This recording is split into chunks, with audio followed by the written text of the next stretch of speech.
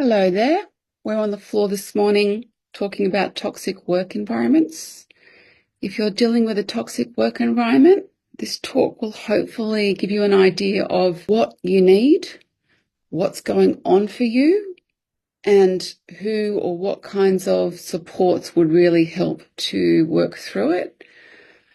The main thing with toxic work environments is that it's a term that's a little bit woofy or nebulous for people, but it has a lot of intuitive emotional resonance. So if someone says they've got a toxic work environment, I'm a little bit alarmed. I feel like it's my cue to pay a lot of attention. It's pricks up my ears and a number of questions about that's going on. Is it a people thing? People thing being difficult person they're working with, often a difficult boss, a difficult leadership body that might be going through lots of change and imposing metrics that don't make sense or that are unrealistic. It can be quite specific to bullying and harassment or feeling excluded or unsafe in speaking. It can be work that's just soul destroying and you just don't want to do it anymore and you're financially trapped and you don't know how to even think about getting out of it. Toxic is a term that's usually talked about as a physical thing, as something that's harmful to the body, cyanide, arsenic, etc. It doesn't translate that well to work environments, but I guess it's what people grab as a phrase to really convey that something's just intolerable, that the body is just repelling it, can't be digested. And if you really feel into that, it's quite the visceral discomfort of being in an environment which has air that you can't breathe or germs of just the nature of it is that it's harming you and you have to sit there and you have to participate and be professional and use your mind and smile at customers and pretend that everything is okay, which adds to the intolerability of it. It adds to the sense of this is just an impossible clash of how I feel and how I have to behave. It is very much linked to burnout. So people that come to me needing help with burnout often will have environments that they're working in that they'd say are toxic, or cultures that are toxic environments. More, I take that to mean the day-to-day of their work reality of getting up and getting ready to go into it, to the workplace, versus a toxic work culture where there's systems where they can just see the systems are not working and that no one's addressing it. There's problems that are just not being addressed or are pretending to be addressed. So I've definitely had direct experience with this, as well as helping people. And, in the realm of organizational psychology, people that, might be employed to help people within a workplace are not the best fitted, unfortunately, to help them. So I've experienced everything from these really wonderful leadership programs, but they're not actually giving you an opportunity to raise issues about the leadership. So you're learning all these wonderful leadership skills, but how do you actually go about raising an issue, and particularly where there's not much safety in sharing?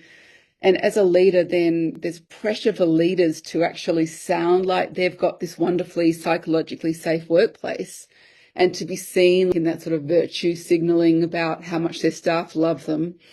And all this stuff just gets more and more nauseating for people. And it's really a plea for small measures of honesty to be fed into those systems in a titrated way, by a little bit, inserting little bits of honesty in, testing the environment to see who are the safe people, who are the people where you can actually either challenge an idea, express a strong emotion without feeling like you're crazy or you're causing a problem. Or you can ask questions that actually test your experience and go, is this other people experiencing this? And get some more facts and information about what's going on for other people in relation to what you're experiencing too.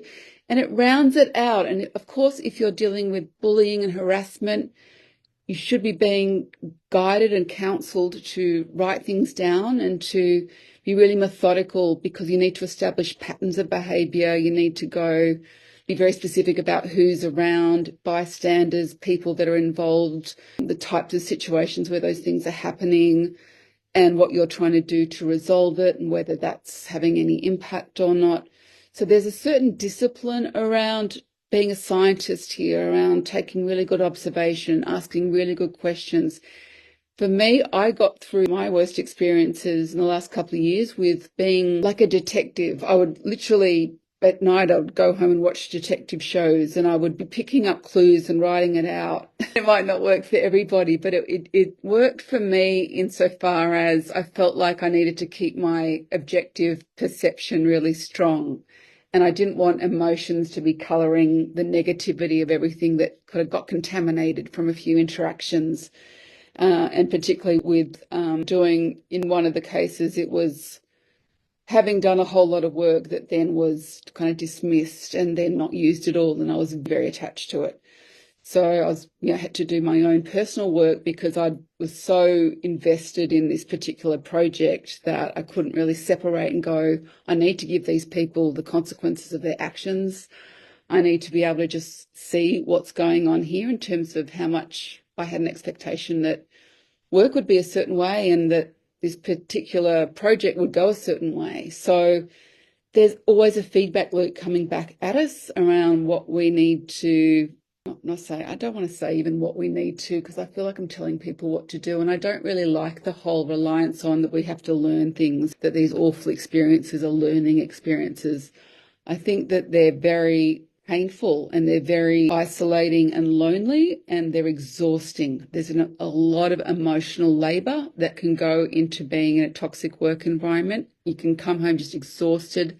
You've barely done anything except trying to, if you imagine your body when you've got a bacteria, or you're spending a lot of your energy just trying to process that and to eliminate that. And to your other body systems kind of shut down because the need is to get rid of this bug. And I find that that can be a very powerful comparison insofar as doing physical work and using your physiology in a very proactive way to cleanse as much as you can. And that can be anything from breath work to regular exercise, eating well. And I feel like I'm just going to roll off the list that everybody knows that list. But when you're in those environments, though, you typically don't have much time to yourself or privacy. So if you think about a hospital ward or a teacher, they're surrounded by people and they're having to play out this game of, I'm okay, everything's fine. And inside they're screaming. So the realistic expectation is just to have regular releases or somehow settle into comfort, find places of comfort in small amounts as often as you can. So the material put together for the Burnout course has a bunch of stuff on this, but it's not by any means unique to me.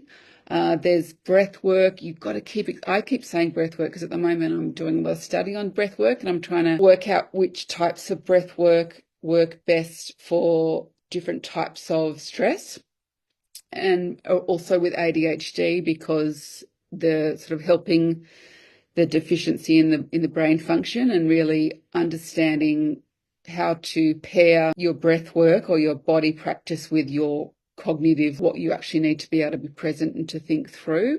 But there's other things that people do. And also you're going to have to probably give yourself a bit of leniency in terms of maybe you'll just be relying on some creature comforts and just really having really good self-talk about what you're doing to create options to get out of that environment.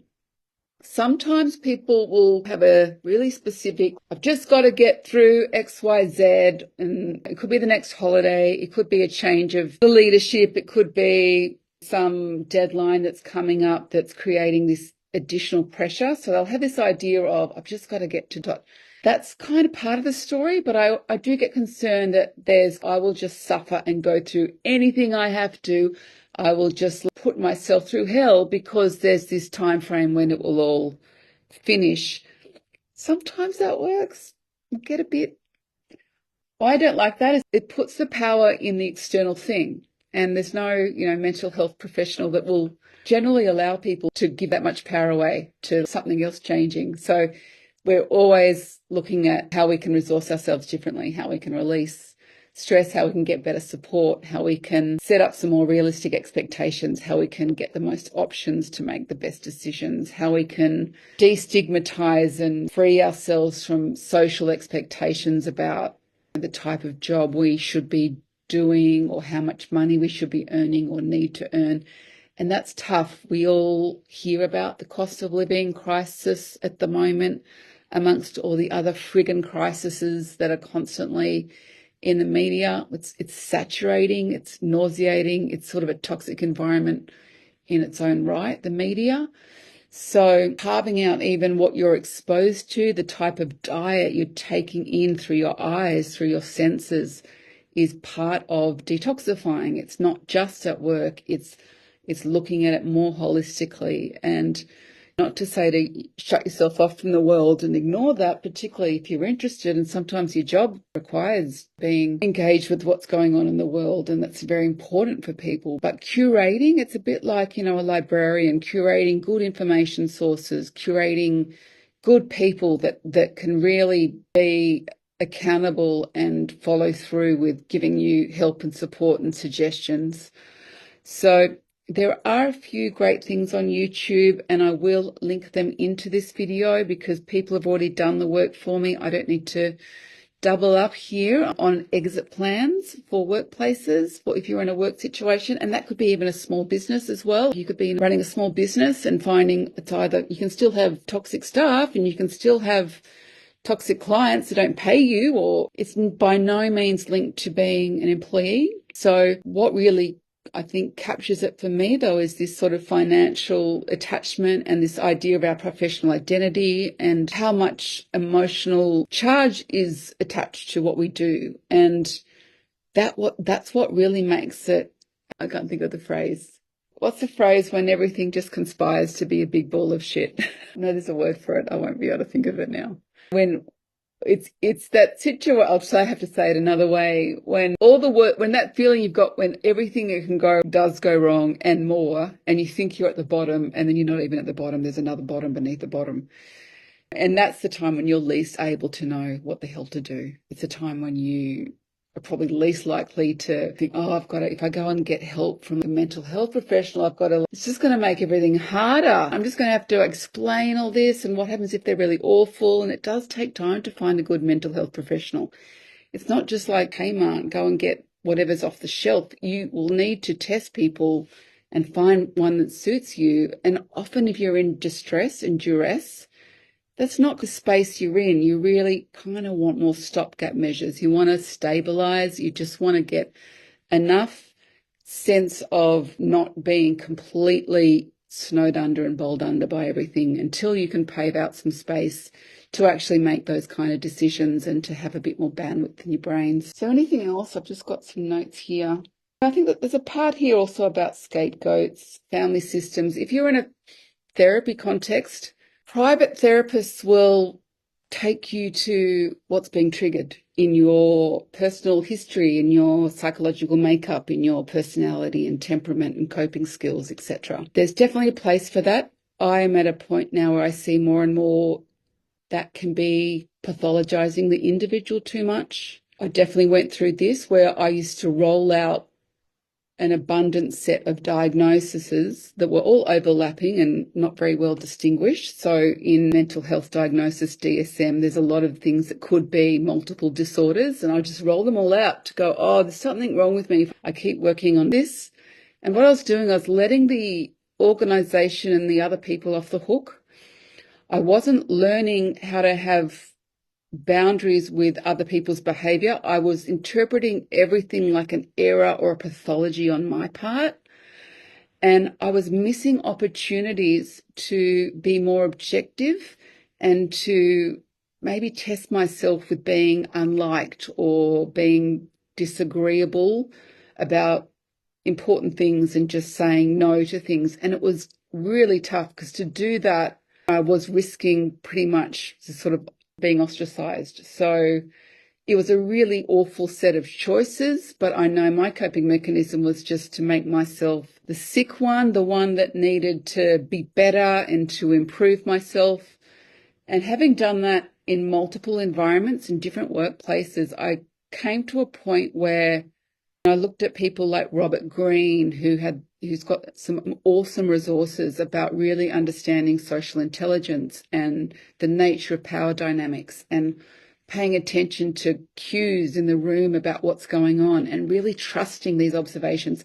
But I had to get the attention of myself because I was making myself the problem all the time, and it was just a problem that was never going to be solved. So these days with therapists, I'm a little bit cautionary about that because they don't know these work environments. That in a lot of cases, they just don't know them. They've got their own issues with, particularly if they're registered clinicians and have to follow very strict rules around providing care. So that they do understand, but some of these other sort of more corporate or big system or all sorts of environments where they just have not had that exposure. So one of the things I really would like to see more of is people within professions actually creating their own networks across organisations around different jobs and roles and understanding what's going on with this profession that's making it so stressful for us. This is outside of unions and pay, outside of those sort of government processes. This is just part of networking, part of being able to cultivate your contract for how you want to work, for what works for you, what doesn't, communicating that up front. Awesome for people with disabilities or neurodiversity, awesome for people with maybe language barriers or cultural barriers where they really need to feel very secure in what they bring to a role, knowing that there's going to be challenges with nonverbal communication and whatever the sort of functions and systems that are part of that work. So back to my notes that are scribbled here next to me on the floor. I think I've covered most of it. No doubt I'll think of something awesome after I press stop recording, but that's okay. I can deal with that. There's always another list, isn't there? All right, love my lists. All right, folks, that's it. I hope you got something from that. Reach out. If you can't find the resources I'm talking about in terms of people that have really great checklists and to-do lists on what to do in this situation, please remind me. Contact details will be concluded here. All right, cool.